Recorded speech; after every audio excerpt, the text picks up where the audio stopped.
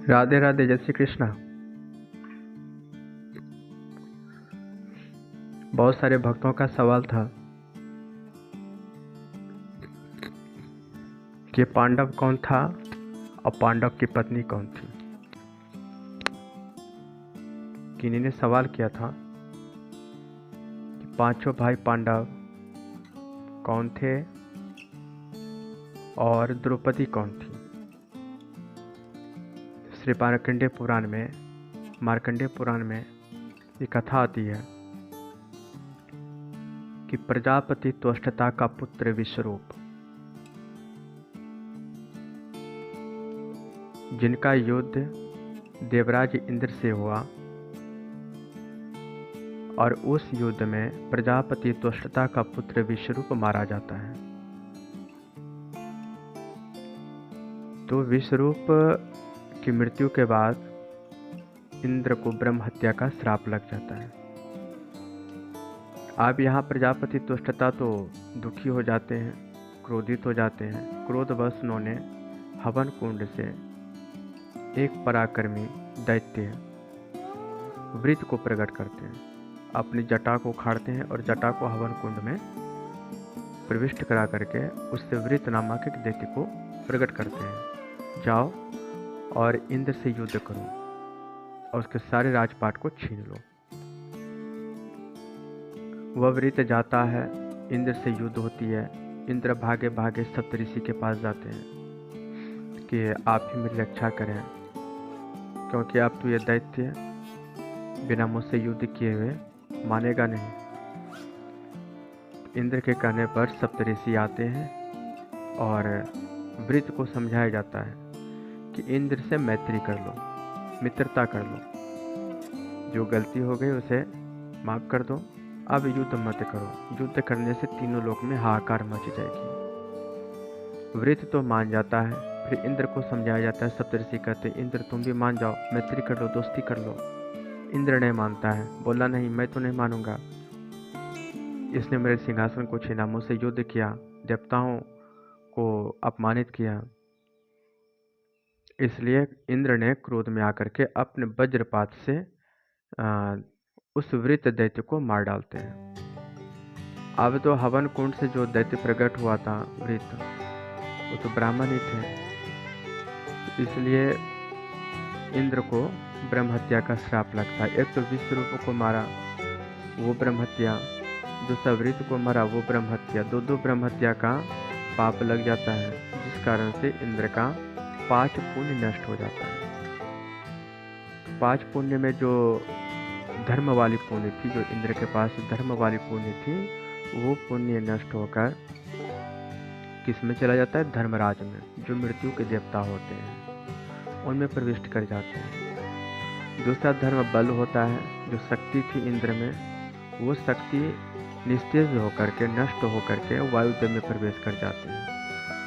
अब इंद्र के पास जो सुंदरता थी, रूप थी, वो सुंदरता नष्ट होकर के अश्विनी कुमार में चला जाता है।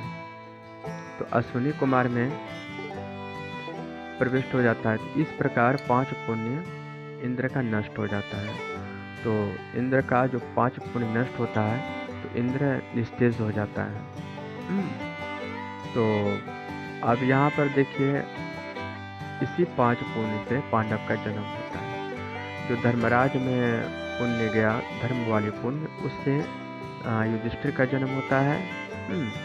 और जो शक्ति, जो बल थी इंद्र में, जो नष्ट होकर के वायुदेव में गया, उससे भीम का जन्म हुआ।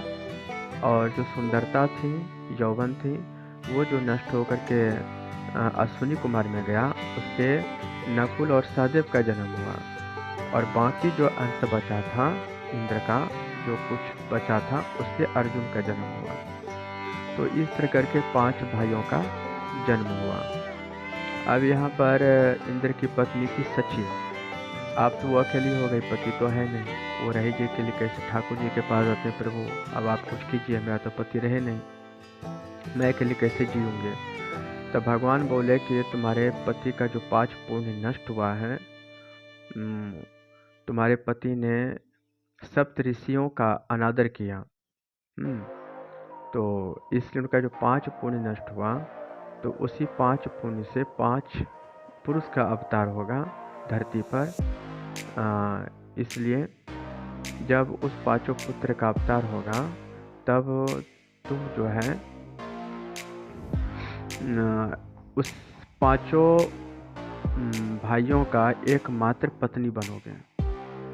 तुमको उस युग में, द्वापर युग में, पांडव के नाम से जाना जाएगा, द्रौपदी के नाम से, द्रौपदी के नाम से, और तुम्हारे 5 पति पांडव रहेंगे। तो इस प्रकार जो है यहाँ पर पांडव का जन्म होता है। पांडव का जन्म होता है तो पांडव 5 भाई बड़े होते हैं, और फिर वही माता सची द्रौपदी के रूप में इस धरती पर आती है, और 5 भाई का विवाह जो है एकमात्र द्रौपदी से होता है, जिनको हम पंचाली कहते हैं। और कृष्णा के भी नाम से माता द्रौपदी को नाम से जाना जाता है, क्योंकि भगवान कृष्ण को प्रिय थी। तो अब कृष्णा क्यों? क्योंकि भगवान कृष्ण हमेशा माता द्रौपदी को अपनी बहन मानती थी।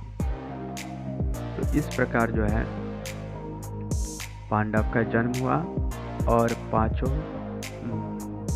पति का एकमात्र पत्नी द्रौपदी है, जिनको हम पंचाली कहते हैं। लोगों के मन में बहुत सारी शंकाएं, ऐसे सवालें उठती हैं कि एक द्रौपदी के 5 पति। तो हमारी सोच में मूर्खता है, क्योंकि आप मार्कंडेय पुराण पढ़ी, तो मार्कंडेय पुराण में पांडव जन्म के बारे में बताया गया कि इस प्रकार जन्म हुआ और कहाँ से पांडव आए, और द्रौपदी कौन है। तो द्रौपदी माता सची है, जो इंद्र की पत्नी थी। तो इंद्र का 5 पुण्य नष्ट होने से 5 पुरुष का उत्पन्न हुआ, जन्म हुआ। तो उन्हीं 5 पुरुषों की पत्नी एकमात्र पंचाली अर्थात द्रौपदी हुई। तो कैसा लगा आप लोगों को? सबको राधे राधे, जय श्री कृष्ण। फिर आगे कथा हम आपको बताएंगे, फिर अगली कथा में आपको और अच्छी अच्छी चीज़ों को हम बताएंगे। तब तक जय श्री कृष्ण।